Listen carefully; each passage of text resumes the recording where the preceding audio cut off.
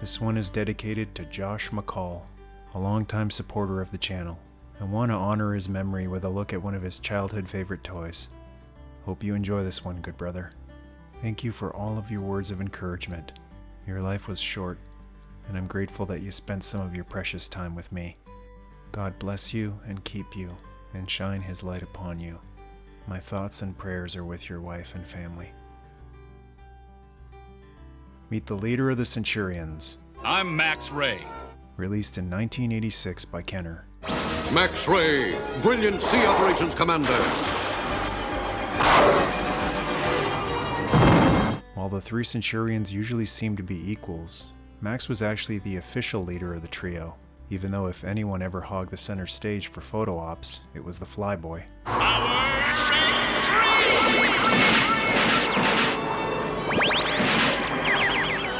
Max also had the most professional manner of the team, and was best suited with representing the team when dealing with higher-ups, like the President.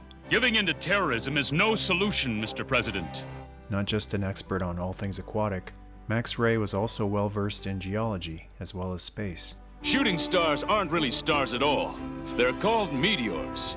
Meteors originate as bits of asteroids or debris from comets in space.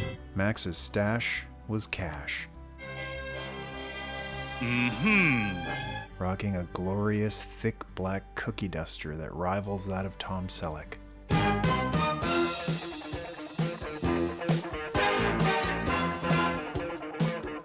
And his likeness bears a striking resemblance to Magnum P.I. You can say that again. But Josh noticed a resemblance to another mustachioed icon of the 80s. Burt Reynolds. That's not my name. And that's not Burt Reynolds either. Short time to get there. I'm westbound, just watch old bandit run. Since there weren't many Burt Reynolds figures, or any Burt Reynolds figures, that's an option for anyone who wants to make a custom Bandit figure, or Amigo-sized Magnum P.I.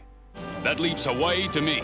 The Centurion figures were truly a line unto themselves, as they towered over the other figures of the time at almost 7.5 inches. That's just a touch shorter than an Amigo 8-inch figure. And speaking of beaming technology, that's how Max got around in the near future. Max to Skyvault, ready to beam. The holes all over the figures were for plugging in various weapon systems, stored in the space station Skyvault orbiting Earth. It's time we had a little help from our friends. Max was the king of the sea. I'm telling you, the ocean is a friendly environment. But unlike Jacques Cousteau or Steve Zissou, he spent a lot of his time keeping it friendly by having to deal with drones and mind-controlled minions of Doc Terror. When Doc Terror deployed his minions into the water, Max Ray ensured, There's nowhere to run. Literally, I guess, as well as figuratively. He was one of the ultimate 80s water toys. Water's for baths, not battles. That's what you think, Ace. Whether in the tub, or the local pond, river, or beach, Max Ray looked most at home immersed in the wet stuff. And cold. Yes, sometimes cold too. He had 4 officially released weapon systems. I'm feeling a little undressed down here, Crystal. Then let's get you suited up. The smallest of his weapon systems was included with the figure, Cruiser. Max Ray to Skyvault. Beam down Cruiser, fast! Certainly. Commencing beam down now. Power extreme!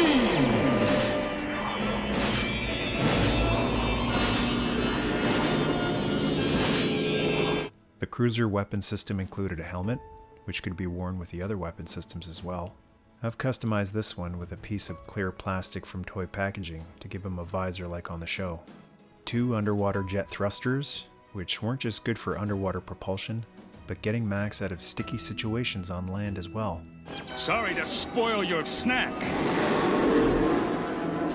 While they weren't capable of full-on flight, they were able to handle short bursts of elevation, which made Max less of a damsel in distress needing to always be rescued by Ace. I'm going to ignore that remark. Especially handy in a free fall, helping to decelerate into a soft water landing. Power extreme!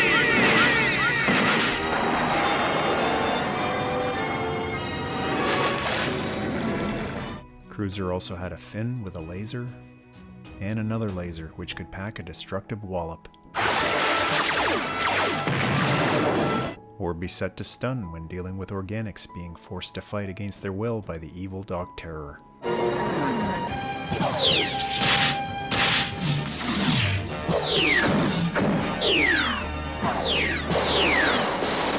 This cannon had 3 holes on it to add more weaponry onto itself. An oxygen tank with holes for plugging stuff into, and the hydro missile launcher. Fire hydro missile!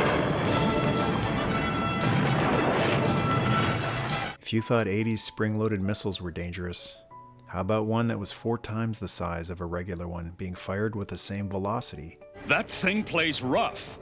You bet your sweet bippy.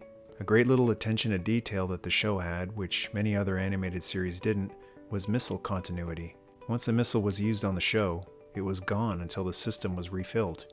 No unlimited ammo here. While there was a common configuration that was always featured on the cartoon, the fun of Centurions was the creativity allowed in being able to attach the weapon systems in any way you pleased. Like Alice in Wonderland, this is getting curiouser and curiouser.